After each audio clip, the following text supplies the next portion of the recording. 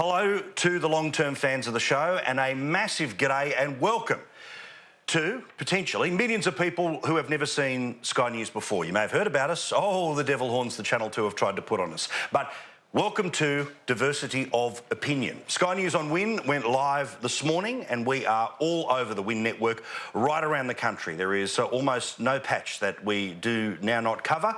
So for those of you that have been on the journey for the first 20 years of Sky News with Foxtel, thank you so much.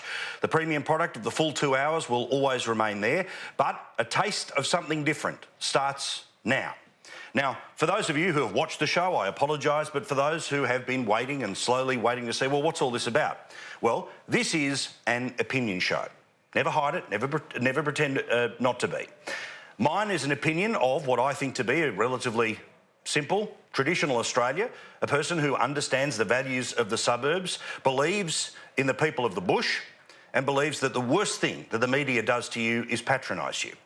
By that I mean when they pretend that you've never read anything, that you don't know what's really going on.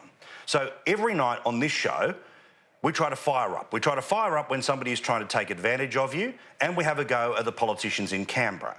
But the truth is, while a lot of this channel is about politics and a lot of what we will talk about is politics, the reality of everyday Australian life is there's a whole lot more to talk about as well as politics. Now, there are rules that are slightly different when you are on free-to-air television versus the Foxtel service that we've been there for a while. But I want to say that while I will always remain firm, I want to be fair.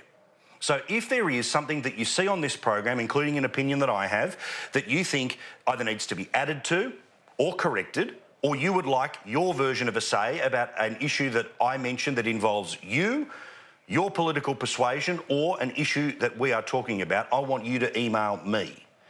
Now, this is not an email that goes to a producer. It is an email that comes straight to me. My personal email, right to my phone, pmurray@skynews.com.au, pmurray@skynews.com.au. I try to be a straight shooter. I won't always hit the target, but I guarantee there's no splinters in this backside, as massive as it is. Now, as Chris just mentioned, normally there is the waft of cigar that comes into the studio at this point in time.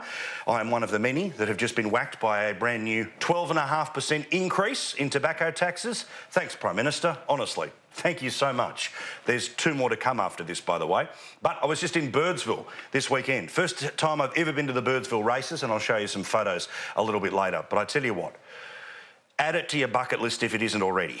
And this year we've ticked off 2 massive things on what should be the must-do for all Aussies when it comes to their bucket lists: going to the Birdsville races and going to Darwin for Cracker Night. It's old school Australia. It's certainly not PC, including the boxing tent where members of the public got to fight professional fighters. Yes, there is a place left where this happens in Australia, and it happened in Birdsville this weekend. I'll show you some photos a little bit later. But